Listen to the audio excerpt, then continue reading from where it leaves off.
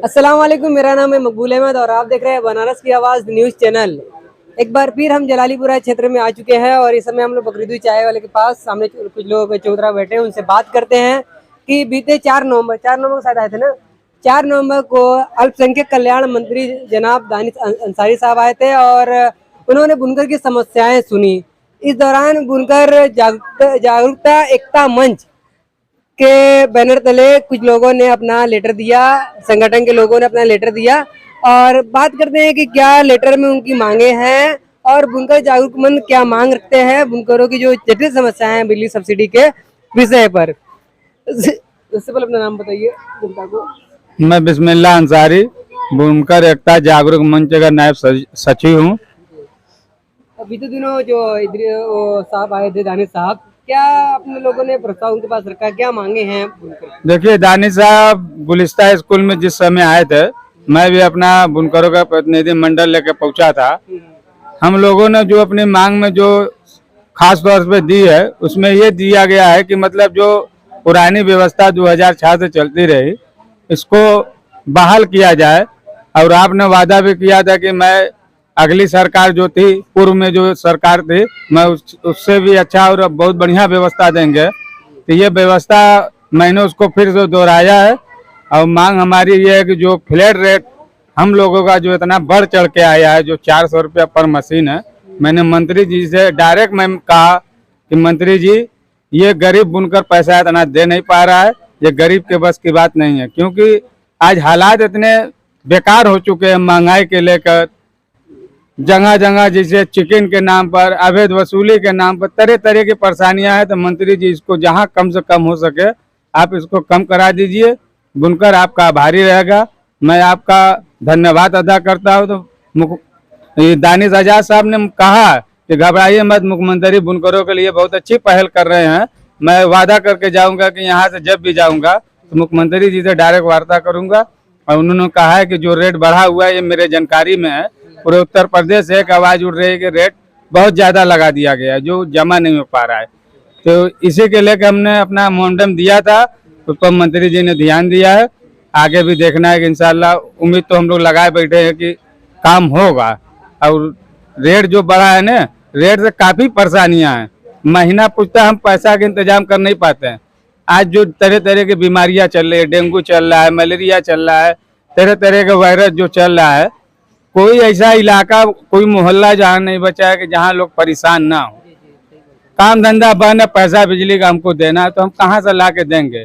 इसीलिए मोहल्ले मोहल्ले वाइज ने लोगों ने एक मिजाज बनाया कि कुछ जानवरों को मंगा के सदका कर दिया जाए। शायद ऊपर वाले को क्या मंजूर है, जो आई मुसीबत हो सकता है कि टल जाए। तो आज जलालीपुरा में 2 रोज से ये सिलसिला चल रहा है। अगले बीफे के 2 दिन या 1 दिन बाद हम लोग सदका करेंगे, गरीबों में तस्कीम करेंगे और मालिक से दुआ करेंगे कि जो भी बीमारियां आई है पूरे हिंदुस्तान के अंदर, ये सब बीमारियां खत्म हो जाए। यही मैं ऊपर वाले से, अल्लाह से दुआ करता हूं कि जितनी भी परेशानी या मुसीबत है, परवरदिगार सबको दूर कर दे। और जो भी हम नियत बनाए हैं, वो नियत हमारे कामों और अमाल में बरकत दे और हमारी नियत जो है साफ सुथरा है। और हम चाहते हैं कि इस तरह के तस्कीम हर मोहल्ले में होते रहे। ठीक है, जैसा कि आपने पूरी बातें सुनी, हमारे साथ जनाब अब्दुल रफ साहब भी हैं, उनसे ही बात करते हैं कि ये सदका जो कि क्यों होता है और ये कि जो डेंगू जैसी बीमारियां आई हैं, क्या लगता है ये कोई वबा है, क्या है ये, क्या लगता है? देखिए, ऐसा है कि अब दिखाई देने पर तो ये एक वबा है, मगर जो दुनिया में इतनी जंगें हो रही हैं, वहाँ पे खतरनाक से खतरनाक फास्फोरस बम वगैरह ये वो जो चल रहा है, तो हवा में उसका इन्फेक्शन तो आएगा। और वो बनारस में एकदम घर घर में घुस गया है। हो सकता है कि पूरे उत्तर प्रदेश में हो, मगर मुझे जहाँ तक दिखाई देता है कि बनारस इसकी चपेट में बहुत ज़्यादा है। इसीलिए लोगों ने ये तय किया है कि कुछ जानवर वगैरह मंगा करके उसको कटवा करके उसका पकवा करके गरीबों में बांटा जाए। हो सकता है, कोशिश किया जा रहा है कि अल्लाह ताला जो है इस बलाए और बीमारी दूर हो जाए। और जहाँ तक बिजली का मसला है, हम लोगों ने तो पीछे बहुत कुछ लड़ाइयाँ लड़ी है और दानिश आज़ाद साहब आए थे गुलिस्ता स्कूल में, तो वहाँ पे मेमोरेंडम उनको दिया गया है और उन्होंने वादा भी किया है। हम ये चाहेंगे कि देखिए, पहले जो था कोई लोड का मसला नहीं था, ये तो लोड और वेट और फला वजन कम ज्यादा के चक्कर में 2 खेमों में बांट दिया है।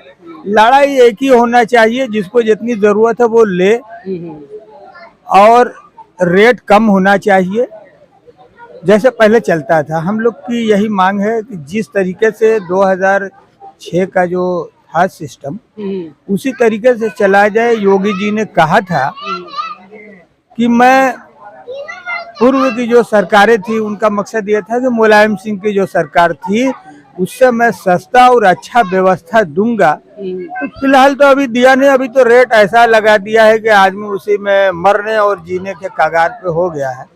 और कारोबार की हालात भी इस कदर खराब है, गवर्नमेंट अपने में मस्त है, वो कहाँ इलेक्शन उनको जीतना है उसी में, और क्या हो रहा है दुनिया में और पब्लिक हमारी क्या कर रही है, कहाँ जा रही है, उससे कोई मतलब नहीं है। वो सिर्फ ये देखते हैं कि हमारा इलेक्शन कैसे जीताए, वही उतना उनका काम है। और ठीक है, हम जो पहले पॉइंट पर ये आते हैं कि ये जो सदका होता है ये कब कब कैसे कैसे मौके पर होता है, मतलब देखिए, ये कोई ये नहीं है कि आज डेंगू हो गया, मलेरिया, कोई भी तरह की परेशानी, जैसे भूकंप अभी आ रहा है, तो ये एक सदका, ये ऐसा इलाज है कि एक नहीं, हम बता ही नहीं सकते, हमारा जबान वहां तक जा ही नहीं सकता कि किस किस मर्ज में काम करेगा। हर मर्ज की दवा है सदका। ये सदका करना चाहिए। ये कोई जरूरी नहीं है कि आप जो है जानवर लाएं तभी, आप 11 रुपए का कर दें, अपने घर की तरफ से कर दें, किसी को दे दें, मतलब कुछ न कुछ देना जरूरी है। आप देंगे तो बचे रहेंगे, नहीं देंगे तो जैसे जमाना पीस रहा है आप भी पीसेंगे।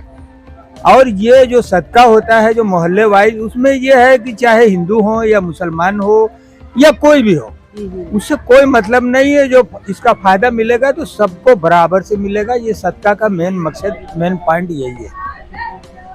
ठीक है, जैसा कि आप लोगों ने सुना कि बिजली के मुद्दे पर और जो समस्याएं हैं उनके लिए और जो बीमारियां आ रही हैं उनके लिए सदका भी हो रहा है।